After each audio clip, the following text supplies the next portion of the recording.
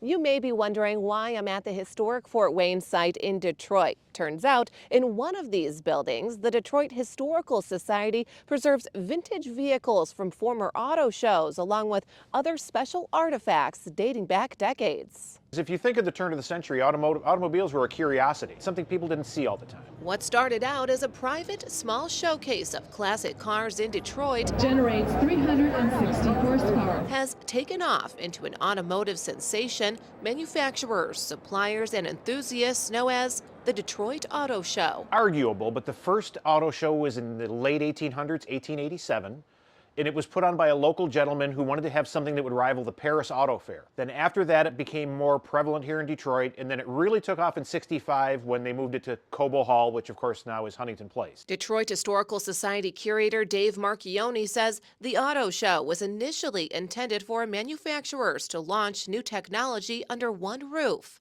He says it's helped fuel Detroit's economy through the years. If you look at 15 or 20 years ago, there would be 25 or 30 new model releases at our auto show that were groundbreaking. People would come from all over the world to see these new vehicle releases, and that's when you had cars dropping from the ceiling and busting through glass. You know, it was really a spectacle. A production the Detroit Historical Society takes part in preserving.